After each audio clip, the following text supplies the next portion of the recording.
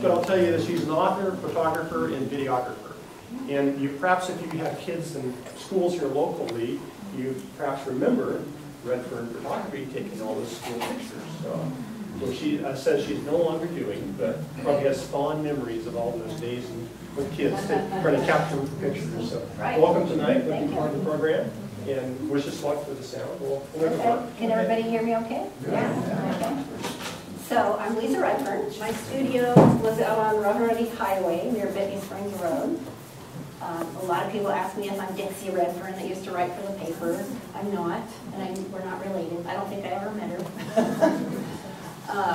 So what you're about to see is a film that I made about the Deer Creek Watershed. And it started out as my son I was homeschooling him in 7th grade, and I was at that point gathering all the information to give him his lessons, and so we were doing like life sciences.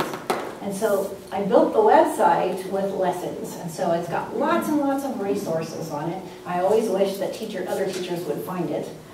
And in the film you will see little snippets of animals and plants, and they'll have little words at the bottom, and those are all corresponding to blog posts that have a lot more detail. So the next thing you'll see kind of towards the middle, and if you haven't seen it before, you might find it shocking. I did.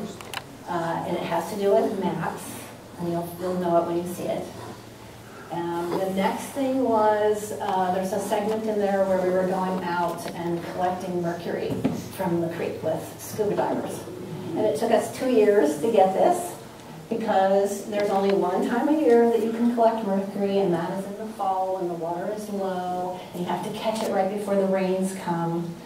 And you have to look in certain places around the boulders. And we had a guy that was with a retired person from the California Water Board that was teaching us how to do it. The young scuba diver in there is a Union Hill science teacher, and he was learning to collect mercury out there. So hopefully he is teaching other people how to do that.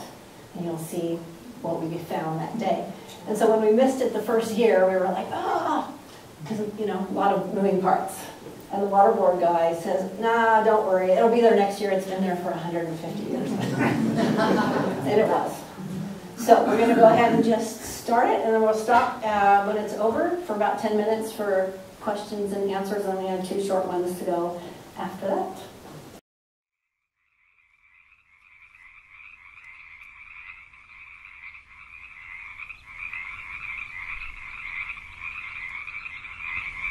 When I first started studying the Deer Creek Watershed, I thought it was just a small creek running through my backyard.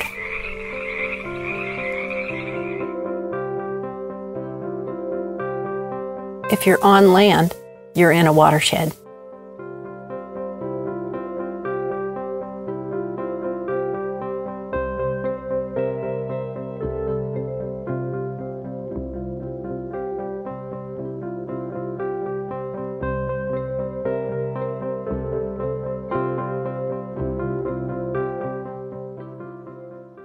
I quickly learned that watershed issues are global, and cultural history, like water, sends out ripples that have effects that linger for hundreds, possibly thousands of years.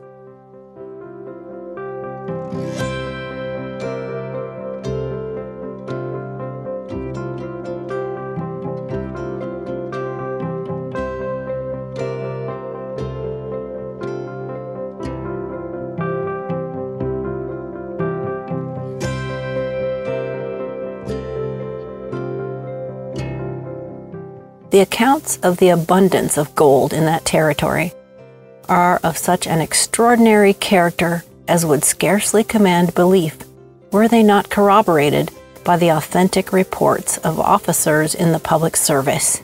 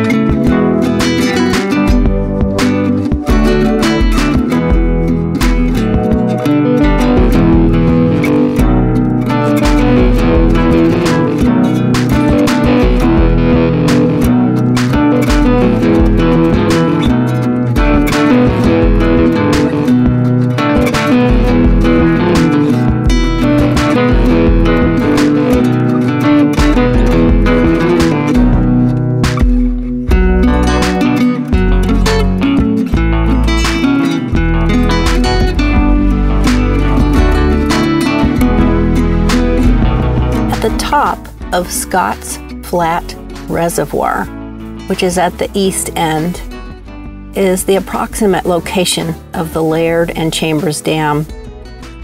Unfinished, it failed on February 15, 1857, flooding Nevada City, ripping several buildings from footings, and taking out 2 bridges, which included the Pine Street Bridge.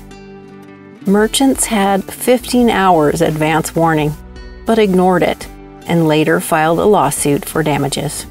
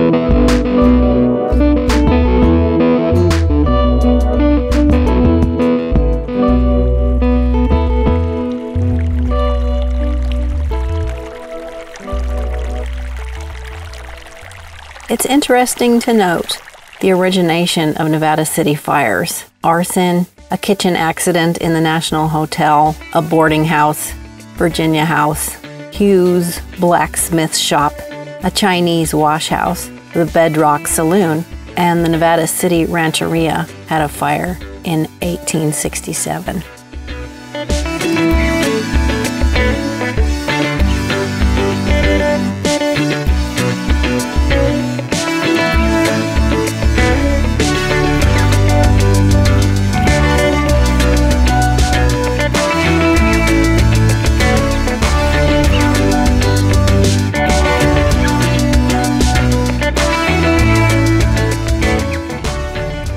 The Nevada City Nisenan tribe held a large celebration after receiving half of 16 oxen that were killed when the Pine Street suspension bridge collapsed from faulty construction. In 1850, Lorenzo Sawyer coined the phrase coyoteing on Buckeye Hill, which was near American Hill. Shafts were sunk only 6 or 8 feet deep. When bedrock was reached, the miner worked on hands and knees within a 30-foot claim, brought dirt to the surface by means of a windlass, and hauled it 1/2 to 1 mile to Deer Creek to be washed. In the American Hill area, between Hirschman's Pond and the Tribute Trail Suspension Bridge, there were 14 Nisenan villages that included 5 roundhouses.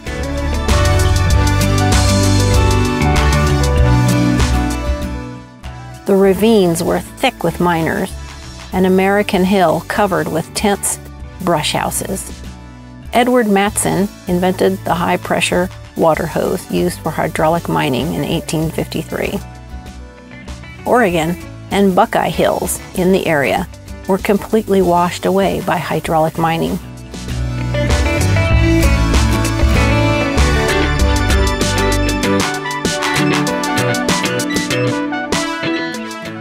Hirschman's Cut was the last hydraulic mining site in Nevada City, operating after the 1884 Sawyer decision.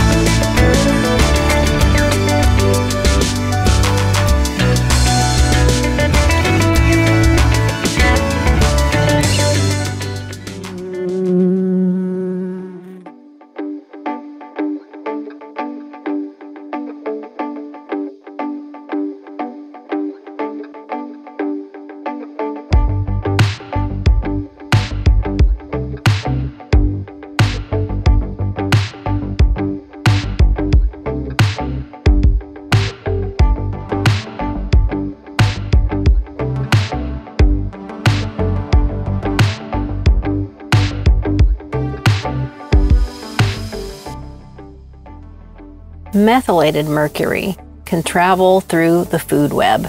When fish eat food contaminated with methylated mercury, they can pass it on to humans.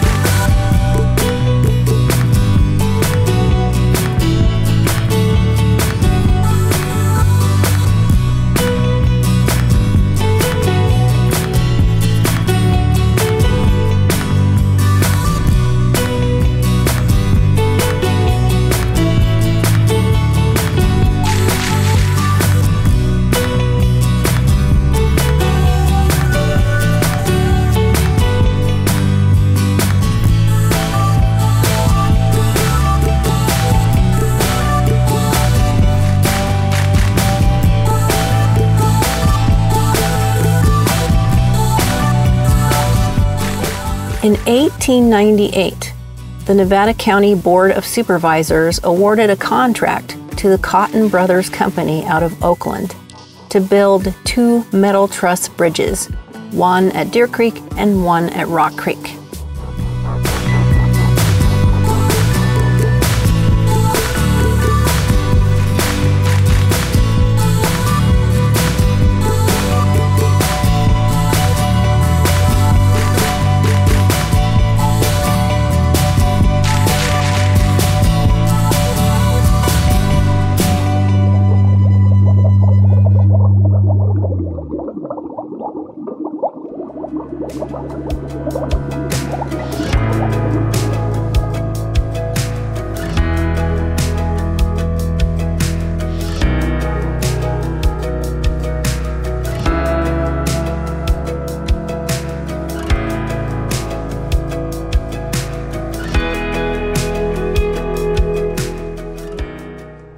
In 1851, approximately 30 enslaved Africans were brought from the Miami area to work this quartz mine.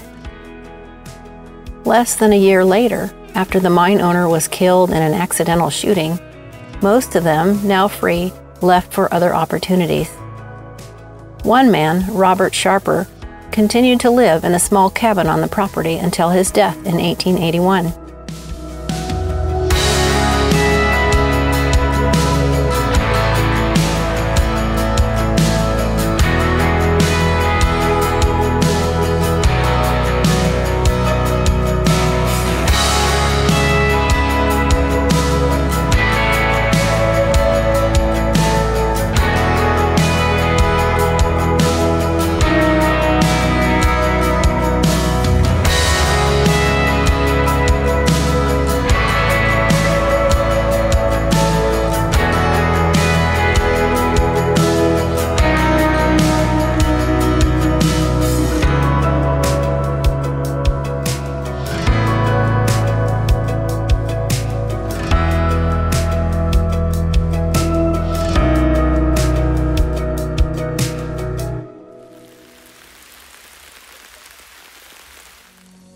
Local Nisenan tribal stories tell of people who lived in deep Deer Creek pools.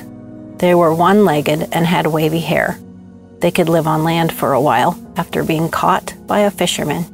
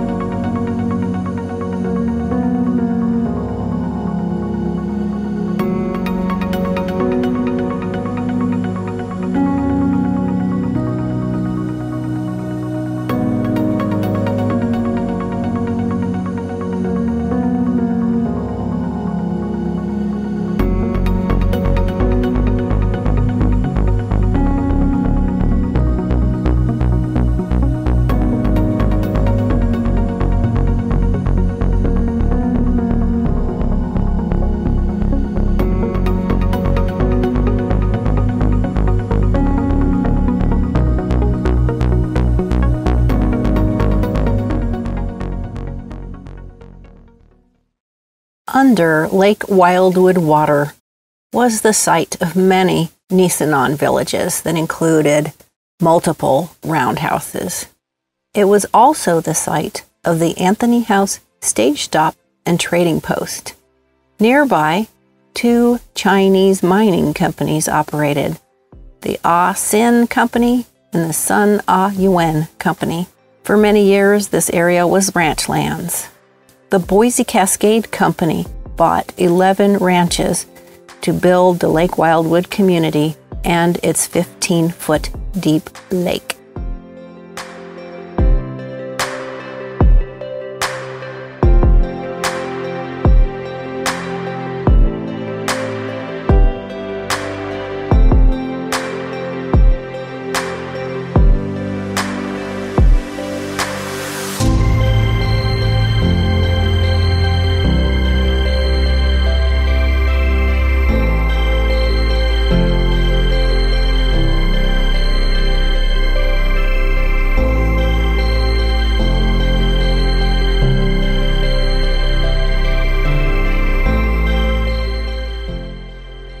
In summer and during warm drought years, some algal blooms can create oxygen-depleted dead water zones and produce aerosols harmful to humans and animals.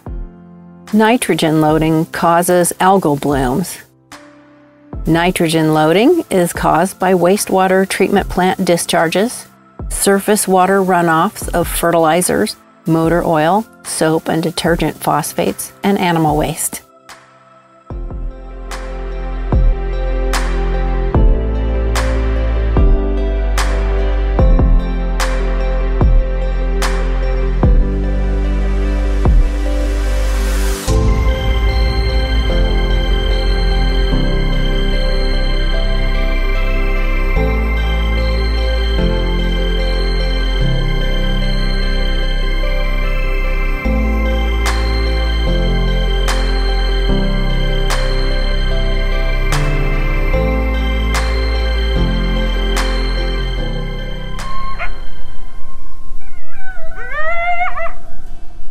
Where Deer Creek meets the Yuba River was a hot spot of hydraulic mining activity. It included camps such as Sucker Flat, Timbuktu, and Mooney Flat.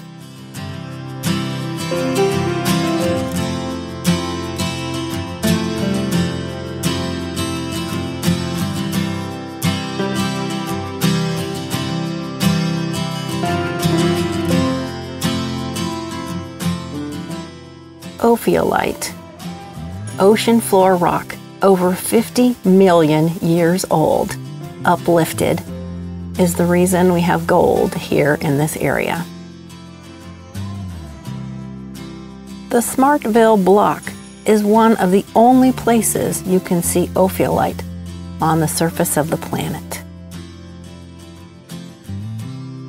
Aside from riverbed boulders, a large piece of polished ophiolite can be viewed in the UC Davis Arboretum.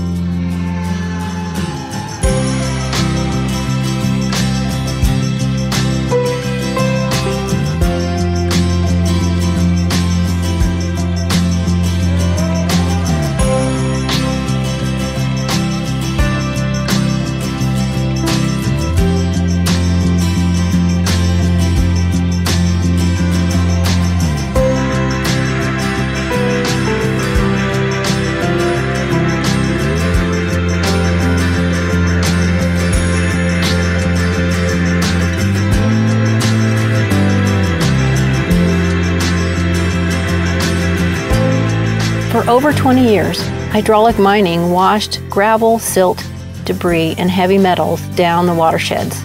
Near Marysville, Large deposits, enough to equal 500 Empire State Buildings, disrupted riverboat travel and buried up to 50 feet deep over 40,000 acres of farmlands.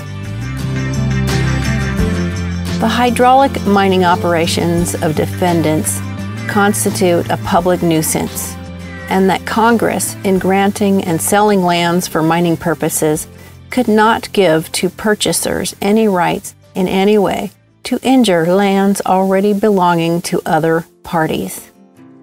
The future of the communities depending directly upon the branch of mining industry does not seem particularly encouraging. The Marysville Appeal say Judge Sawyer's decision blots out a relic of barbarism and sustains civilization. This is decidedly refreshing. According to this, the bucolic regions of Marysville presents civilization in its highest development, and the mining regions of the Sierras is inhabited by barbarians. We do not deny that the mountaineers are more savage now than they were a week ago.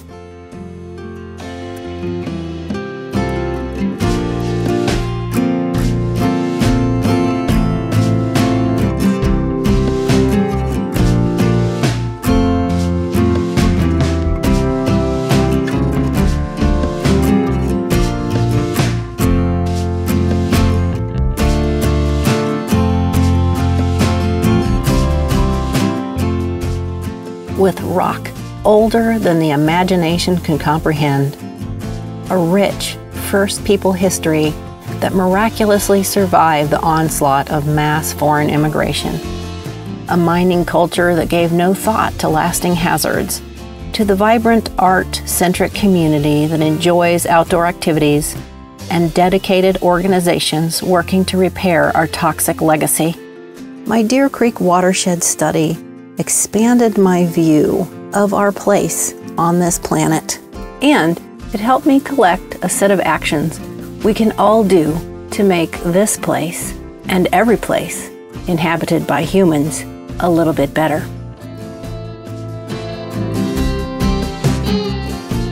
Nevada County and its water, flowing through watersheds, connects to the Delta, the Pacific Ocean, and the entire world.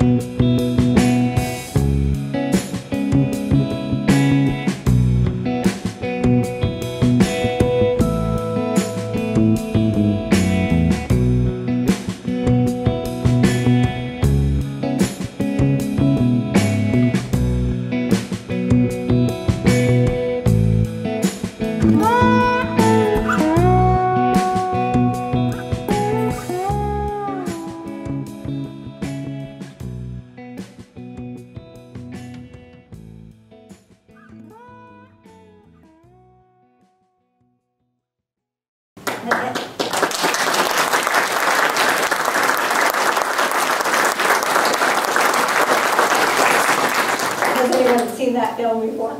Oh, awesome. Little bit of everything in there. Any questions?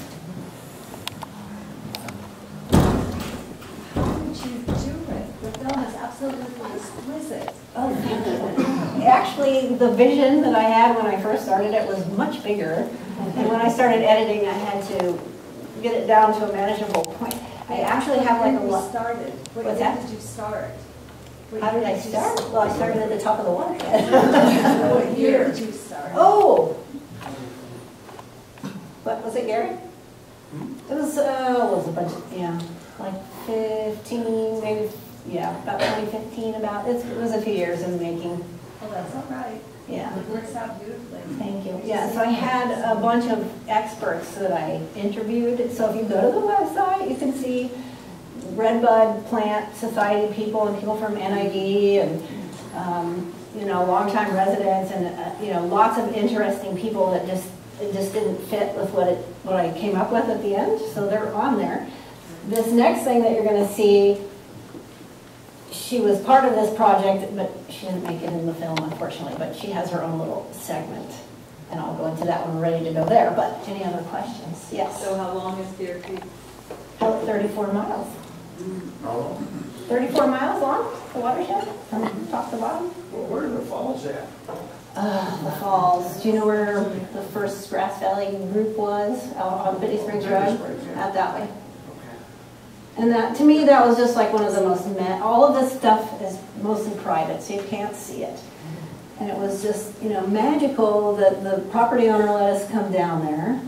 The guy that you saw fishing was a neighbor of his, and he was the one that kind of said, hey, you know, can you let Lisa come and film? The drone guy, it was like July, this was during the pandemic, so we were all wearing masks outside. And there were dragonflies everywhere. I mean, the film didn't really even capture it, but it was just like, oh, if only we can get that on film. And we got a little bit of it. But I was very happy and pleased to be able to share that, and that the property owner was agreeable to that. I was looking on the maps before I came in, and most of it is inaccessible. It is. Except if you were just in a trip and a hiker, I think there's one crossing between Nevada Right. City and Biddy Springs. Right. That's it. And the other area I had trouble getting was the confluence. You can go out on Black Swan if you've not hiked the Black Swan Preserve. I highly recommend it. You can get out there to that elbow thing that was at the end, but you can't get real close to the confluence, and I wasn't flying a drone myself that time, so I didn't get, you know, like right on top of it. Any other questions? Yes, over here? Are they still collecting the mercury? Yeah, oh yeah. Yeah, it's going to probably be there for as long as we're all around. Another question? On the animals, you had the name, scientific name, and then something else underneath that. What was that? Those are all blog posts. So if you get, I have bookmarks that go with that website. You can grab a bookmark back there, go to the website, and then you can search for the animals, or just, I mean, there's just so much stuff that I collected over the years that I hope people find it. I heard one person find it. Any more questions?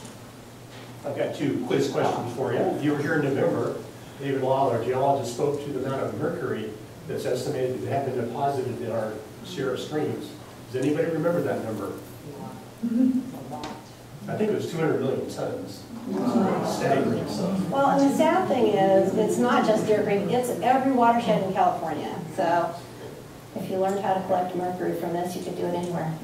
So the second question is, the Sawyer decision is regarded generally as the very first environmental law. So that's where our nation's environmental law started. Yep. Did anybody learn anything? Oh, good.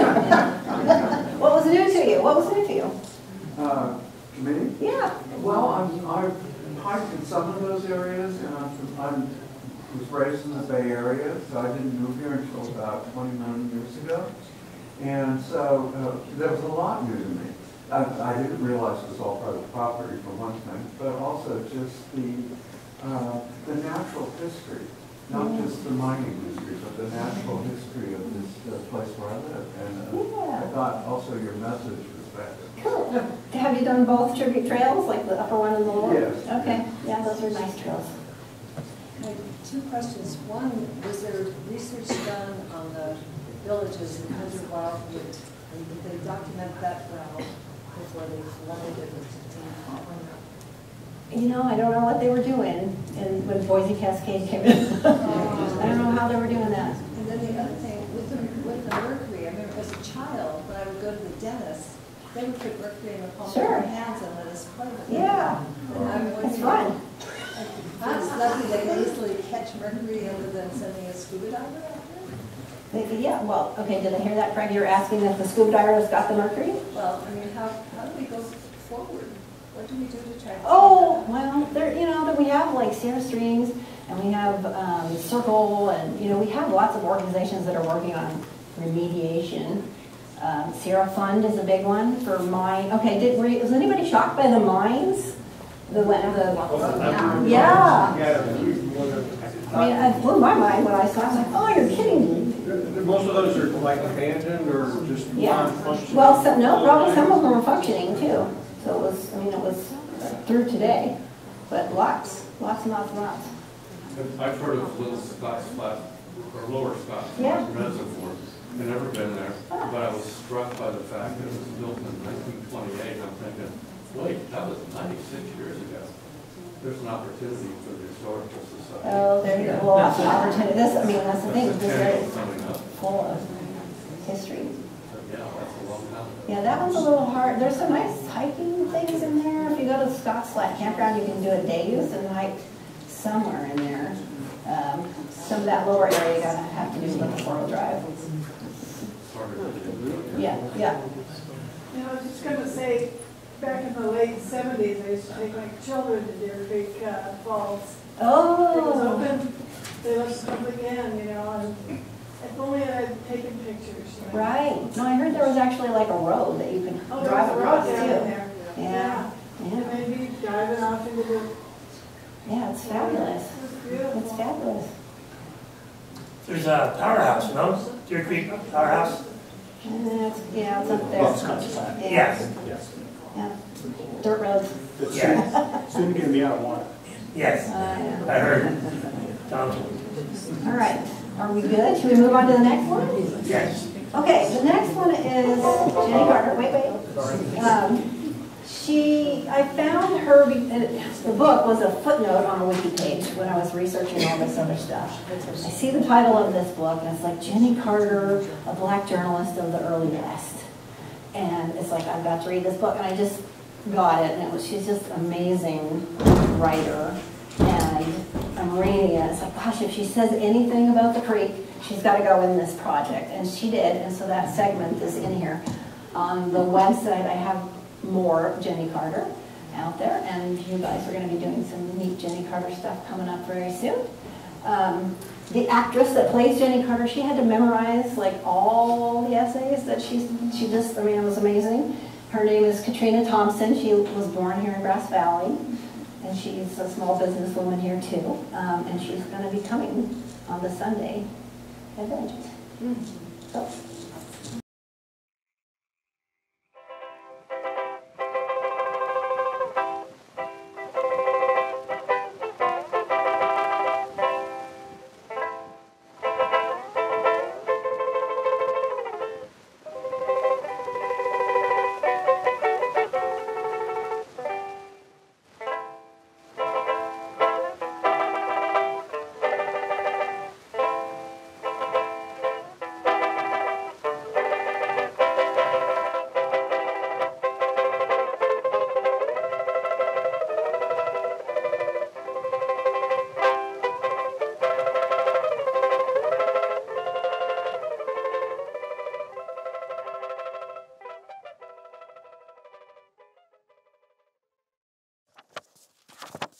The great world of letters is open to women, and those that have leisure know not, until perused, the pleasure derived from good books as companions.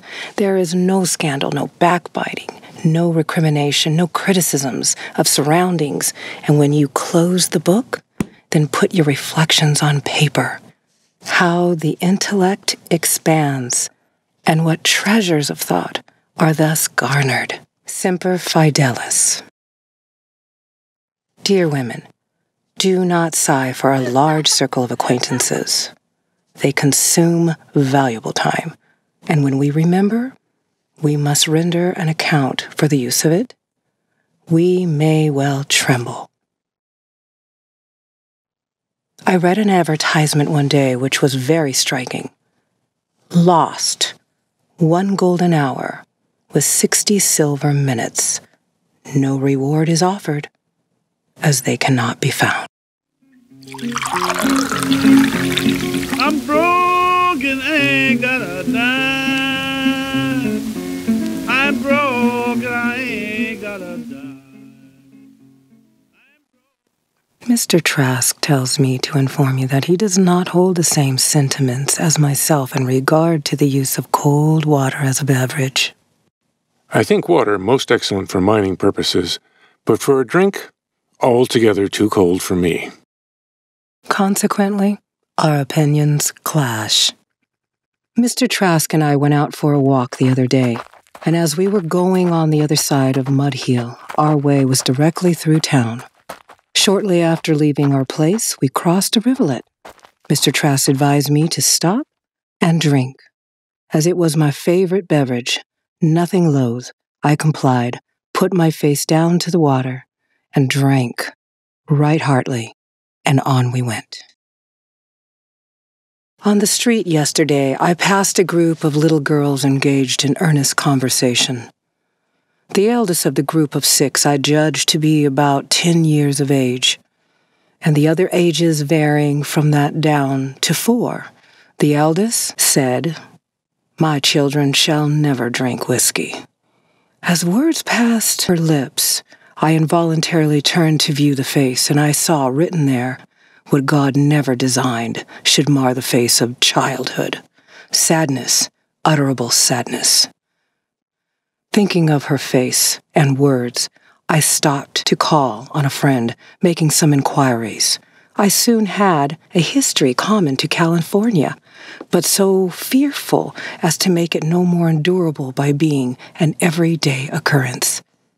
The parents of this girl came to California from Connecticut 7 years ago, both endowed with superior mental and physical constitutions, with hopes and considerable money.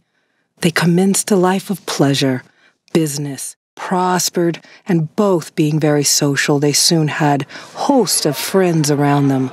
Social parties, with wine in abundance, was before them, and it was not long before champagne suppers began to tell on the father. Business was neglected. A failure ensued. They then changed their location, but the habit was too firmly fixed to be affected by change. And soon poverty, with its attendant ills, was theirs. The mother died, the father is a confirmed drunkard, and the children are without a protector. A friend in Marysville told me he was opposed to a 1st of January celebration, believing we ought to let all recollection of former years die out. I have thought much of his words since. I must say I think them altogether wrong. It is an established fact that our appreciation of everything is commensurate with its cost, and our fathers well understood that fact, and so gathered every item of the great struggle that gave America her independence, gave it to us in history, for our schools, in paintings, for our parlors, and monuments for our public squares, and still fearing or forgetful, they even keep the great anniversary day, July 4th, and decreed it should be celebrated by American citizens to all coming time. Now, have we not more to remember than they? What was the oppression of the British yoke compared to slavery? Was there ever anything so unhuman, so devilant as American slavery? Could the graves of its victims open and their dead come forth? Think they would say, "Cease to remember"? No, their words would be, "Cry aloud to your children and children's children Remember, never forget what liberty cost. Never forget Emancipation Day. Never forget the immortal Lincoln, who by God's permission gave us that great day, which has brought together many long-separated families, husbands and wives, parents and children, which cruel slavery separated.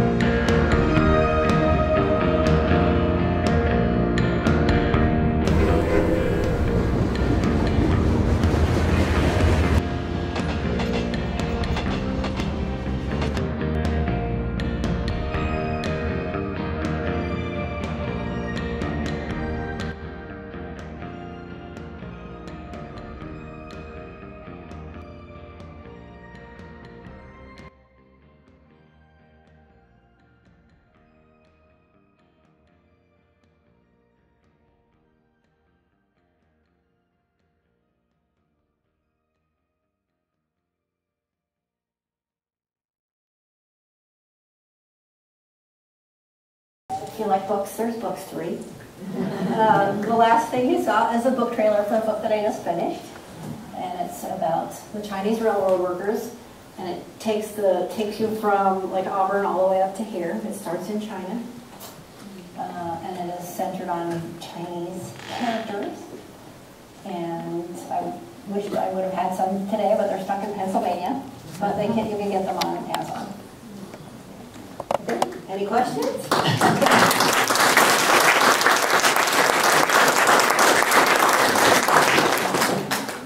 No questions on these? Okay. Yes. I have to say it'll be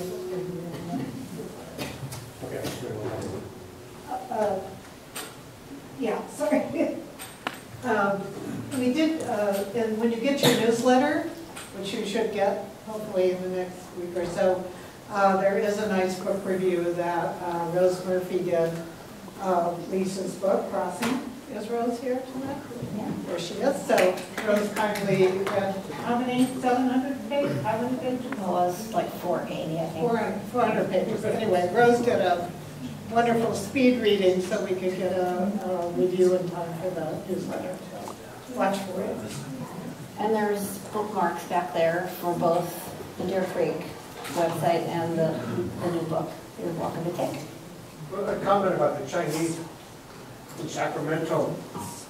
The American River used to run right along I Street, basically, into the Sacramento River, and that was realigned by hand with shovels and donkey carts a mile or so upstream.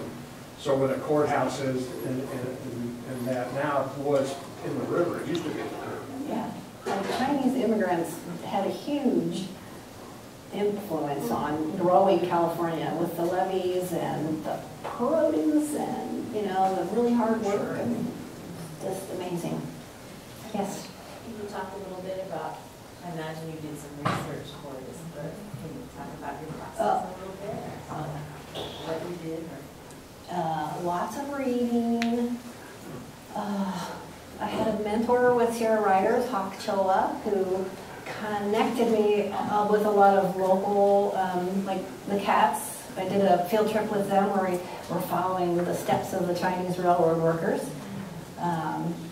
So that was really cool. And just, I mean, a huge stack of books, and that's also on the website if you want to look at what I was reading. There's a Stanford project where they're interviewing descendants of Chinese railroad workers, which is very, you know, lots of great information. For the book, I had sensitivity readers, so I had Chinese culture sensitivity readers looking at it. I had historians looking at it, and then I had English teachers reviewing it and editing it as well. Yeah. What inspired you to research about the Chinese? It was walking through the tunnel. The Summit Tunnel. Yeah, the Summit Tunnel. And then there was a plaque there that the Donner Summit Historical Society had out there, and it says you don't know their names. And it just, you know, walking through this huge project, and we don't know their name, you know, it's like, well, popular culture doesn't know their names, their families know their names. But and there was a big, I mean, it took me a long time because I'm a white person, you know. Well, I know, I've had, you know, my Chinese connectors have said that, but I was very sensitive about that because it's, you know, don't want to write something that another voice should be saying. Is there a historical monument there where the Summit Tunnel is, the old tunnel? Or is it simply where you got to, like, if you go on the top where the Pacific Crest Trail is, there's some kind of plaques up there, but I think it's more associated with the Pacific Crest Trail. And are you familiar with that parking area I'm talking about? It's like right across from Donner Ski Ranch.